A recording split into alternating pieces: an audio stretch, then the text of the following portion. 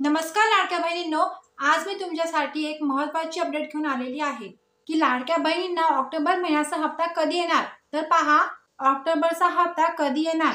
लाडक्या बहिणींना ऑक्टोबरचा हप्ता लवकरच दिला जाण्याची शक्यता आहे। ऑक्टोबरच्या शेवटच्या 2 आठवड्यात कधीही पैसे येऊ शकतात।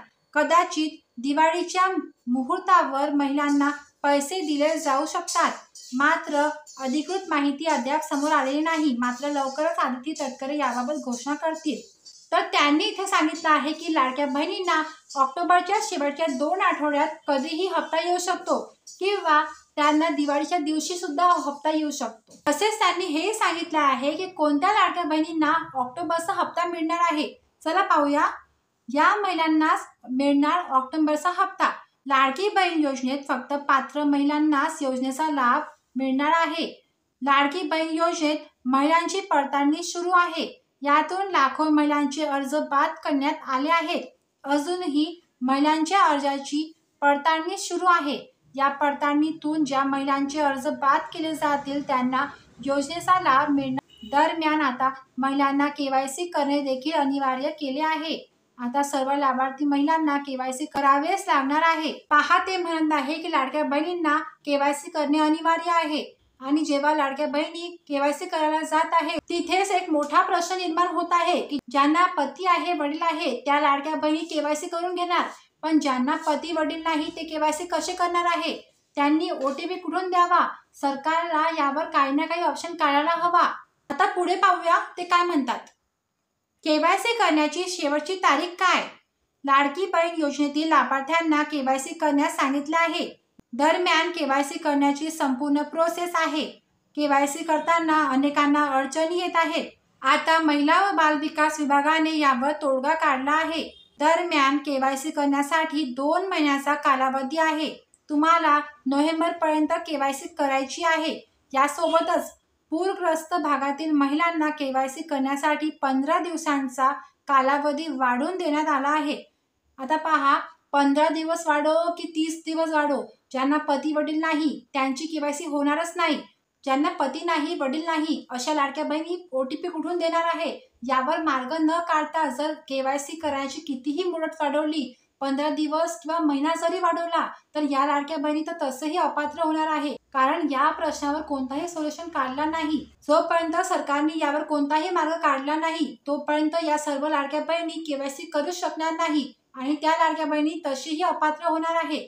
तसेच सरकारने हे म्हटलं आहे की आम्ही कोणत्याही लाडक्या बहिणींना अपात्र होऊ देणार नाही। ज्या खरंच गरजू आहे आणि ज्यांना या योजनेची गरज आहे त्यांचा आम्ही लाभ बंद करणार नाही, असं त्यांनी म्हटलं आहे।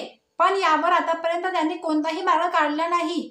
तेच म्हणत आहे की गरजू लाडक्या बहिणींचं नुकसान होऊ देणार नाही। त्यांनी 2 महिन्याची मुदत दिलेली आहे आणि आतापर्यंत कोणता मार्ग पण काढला नाही आणि हे म्हणत आहे की जर 2 महिन्याच्या आत केवायसी केली नाही तर ते अपात्र होणार आहे आणि जर मार्गच काढला नाही तर ते तसेही अपात्र होणार आहे। आता एकच मोठा प्रश्न आहे की ज्यांना पती नाही, वडील नाही, त्या लाडक्या बहिणी केवायसी करणारच कुठून। त्या बिचाऱ्या लाडक्या बहिणींचं काही ना काही तर विचार करायला हवा। खरं तर त्याच लाडक्या बहिणींना गरज आहे ज्यांना पती नाही, वडील नाही, त्या खरंच या योजनेचा लाभ घ्यायला पात्र आहेत। त्यांना खरंच गरज आहे। ज्यांना पती नाही, वडील नाही, विधवा, घटस्फोटित, अनाथ, निराधार, ज्यांना पती नाही, ज्यांना वडील नाही, त्यांचे वडील वारले आणि लग्नच व्हायचे आहे, अशा लाडक्या बहिणी, जर सरकारने या लाडक्या बहिणींचा विचार केला नाही तर या सर्व लाडक्या बहिणी तसंच अपात्र होणार आहे। तसं तुम्हाला एक व्हिडिओ दाखवते, हा व्हिडिओ पहा। ताना वडील किंवा नवऱ्याची कागदपत्रे आवश्यक असतील। पती आणि वडील जर हयात नसतील, दोघांपैकी एक कोणी जर हयात नसेल तर महिलांनी काय करावं असा सवाल आता या निमित्तानं उपस्थित होतोय। वडील पती हयात नसलेल्या महिलांची मात्र अडचण होईल यानंतर, अशी आता चर्चा आहे। बहिणींवरील या संकटावर सरकार काय उपाय काढणार हा सवाल या निमित्तानं उपस्थित होतोय। कुठच्याही महिला भगिनींवर अन्याय होणार नाही ही सरकारची भूमिका राहील। ज्या पात्र महिला भगिनी आहेत त्यांना मुख्यमंत्री माझी लाडकी बहीण योजनेमधनं काही जर अडचणी निर्माण होत असतील पात्र महिला भगिनींना, तर त्यासाठी सरकार नक्की पुढाकार घेईल।